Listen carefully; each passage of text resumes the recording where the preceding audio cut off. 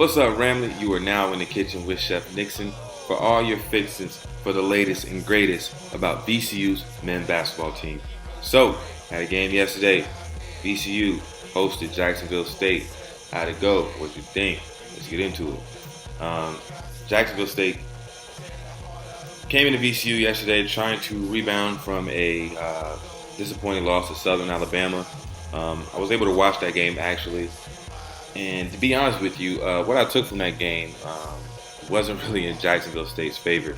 Uh, Southern Alabama likes to play a defense similar to ours as far as half court wise. They like to get up into the defender, make them work for everything.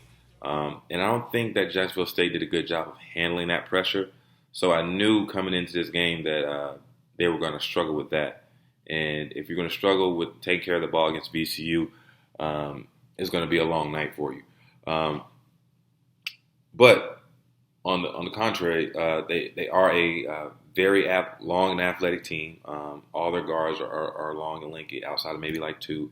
They have two big bruisers down there with Huffman and Stoljasnack. I don't know Stoljasnack. I don't really know the guy's name. But two big bruisers, slow feet, but very strong and physical down there. Also, another thing they had going for them was they had the top 7 scorers from last year returning this year. And they also come into the VCU game average top 20 in 3-point percentage with a record of 3-5. So I knew something's kind of off, but they're a very capable team. One thing I did notice about them that was probably going to be a way they shot themselves in the foot was they play a lot of hero ball at times. I feel like if they moved the ball and swung it, they'll be a much better team because it will free up their shooters for easier shots. Now let's switch on over to VCU. VCU's returning to the stew after a very close game, or not returning to the stew, but they had a very close game last week against Campbell, a veteran, very good team. They're going to be competing for the championship in their conference. But also, on the injury report side, we're going to play this game with no Hassan Ward due to an ankle injury. After I spoke with Coach Rose, he was kind of telling me how Hassan's been battling this ankle injury for the last few games, and I think it finally got to a point where he just needed to sit down and take some time off of it to really recover it so it's not nagging him for the whole season. Also, no Mikael Brown-Jones. I'm not quite sure what happened or what's going on with him. I heard about it. I don't have any true sources about it, but I've heard that it was a concussion protocol type thing. However, he wasn't on the bench, so I'm not quite sure what really is going on. Maybe it's the light was too bright. I don't know. I have to reach out to some of the coaches if I really find out. But in good news, Ace Baldwin returns. He returned to the lineup, and I'm so excited to see it. One, just recovering from an injury like an Achilles is something to tip your hat to. But apparently, just talking to the coach, that he's been playing extremely well in the practices, making such a huge difference. He's been going against the starters, being on the black squad, and I heard the black squad looks completely different with Ace on the team and him at the helm. So I was really excited to see what kind of Ace returned, how much that injury impacted him, or what if it impacted him at all. But so let's actually get into the game. VCU got off to a great start, hit 2 threes. The ball was swinging side to side, getting great shots. Forced some shots, but those shots were going in. Sahonis came off the bench, and he was lighted up. He had 7 points in the first half. Everything looked good up until maybe the 8-minute mark and a half. And then VCU proceeded to go 0 for 8 from the field and proceeded to get lackadaisical on the defensive end, which is uncharacteristic of them. And I believe that when they went in at half, because they had a 17-point lead, and then at half, I think it dwindled all the way down to 10. And I don't think Coach Rose really liked that, so I'm pretty sure he got them in a half. But Ace looked good in the first half. It was good to see Jalen Nunn and Tsunami Sahonis really get a chance to play off the ball to see what they can do in that role. And it looks like they were very comfortable, especially Tsunami Sahonis. So good start, but then that drop came. Jacksonville State did a good job of not just giving up in the first half, and they competed and they fought and found a way to keep the game close enough. If you're down 17, of course you want to go into the half at least at 10 or under. So I think they did a good job of competing. Moving on to the second half, it was more the same though for VCU outside the defensive end. We started out the half super duper slow on the offensive end, couldn't buy a bucket. I'm not really quite sure, but I'll give Jacksonville State some credit on that end. I think that both defense were playing so hard to start the half because both teams really wanted to win that they were really being stingy. VCU couldn't get anything going. Vince Williams had a rough shooting night, but I also think that our shot selection still could have been a lot better. Starting out, I believe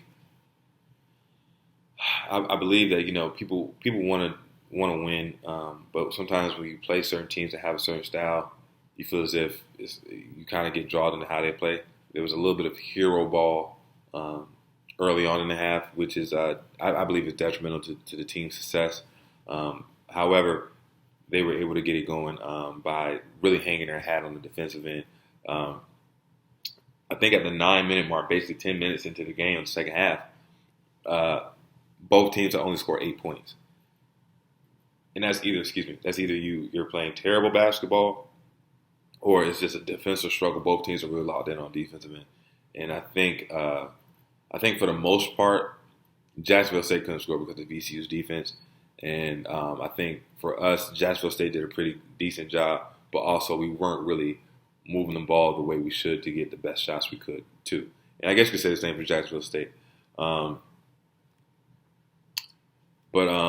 I will say this. VCU, when they did start to pull off, eventually, I say it was due to the points off turnovers. We really got a chance to heat them up. Jalen Nunn did a great job picking up their point guard from full court, working them all the way down. And sometimes when you're dealing with a point guard who really doesn't like the pressure, is either you go or you try to call a play.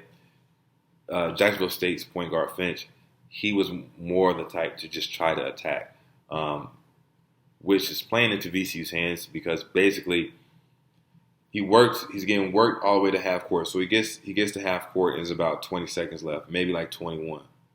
Then he's trying to call out a play, but then he just starts going one-on-one. So by the time the ball gets out of his hand, it's like 10 seconds left on the clock, which means you got to rush the rest of your offense. And that played right into VCU's hands. And that's what I was alluding to when I said they played a little bit of hero ball. However, VCU ended up having 10 assists in the game, and Jacksonville State had 12. But if you look at the shots that the VCU was getting opposed to what Jacksonville State was getting, it was completely different. We were getting uncontested shots, open looks, where they were contested at the rim or shooting deep threes, which wasn't beneficial. So with that, VCU ended up scoring 31 points off of Jacksonville State turnovers. Jacksonville State came into this game averaging 16 or I think it's like 15.4, 15.6, something like that. Basically 16 turnovers a game. VCU ended up forcing them into 23, and we scored 31 points off those 23 turnovers, which is damn near half our points. We had 60. We finished the game with 66. So it was really beautiful to see. That was if Havoc is still alive, it was definitely alive last night, to say the least. So VCU pulled the game out 66-52, defeating Jacksonville State. So let's get into some of the stat leaders. We had the freshman point guard Jalen Nunn with 20 points and 3 rebounds. He looked to be a lot more comfortable playing off the ball. And like I always say, I felt like the kid should get more shots because he seems to be somebody that can take and make shots. Not just a shot taker, but a shot maker. And he's able to get into the paint, get to that mid-range. And like I said, if you look at his high school highlights, mid-range game is all he used to do. And to have that type of style in high school is going to be very transferable to the college level. And then we have Ace Baldwin with 13 points. He looked very good. His jump shot looked very good, very fluid. His jump shot looked good last year, but it looked very pure this first game back. And he also contributed with 6 steals in his first game back, which is going to be tremendous for us moving forward. Having Jalen Nunn, who leads the team in steals now, and then you get Ace Baldwin, who can really steal the ball and really get up under defenders and heat them up. It's going to be really hard for teams to score against that type of pressure, along with getting Hassan back to contest at the rim, and Curry, who consistently guards the best player on the opposing team. It's really going to be hard for teams. Then you got a utility guy like Bench, who does all the little dirty work and block shots, back to charges. It's going to be really hard for teams to score against us moving forward. We just need to stay cohesive and as a team on the defensive end. Like I said, it's no fluke. This might be the best half-court defense that VCU has ever had. In all seriousness. And I know that sounds crazy. I know everybody loves the Final Four and everybody loves Havoc and Briante. I get it. But half-court, this might be the best defensive team ever. Levi Soccer showed that it wasn't a fluke, or Bahamas wasn't a fluke. He's really capable of putting the ball in the basket. He had 8 points and 8 rebounds, and also a beautiful assist to Curry on a backdoor cut. I love the fact that Levi's not selfish, and he's a very capable passer. It's very good to see. I hope he continues to show the world that he's a very good player. For Jacksonville State, they were led by Jalen Gibbs, who had 12 points and 4 rebounds. Now, the funny thing, I don't know if people knew this, but Jalen Gibbs is a very capable scorer. Like, he can really, really, really get hot.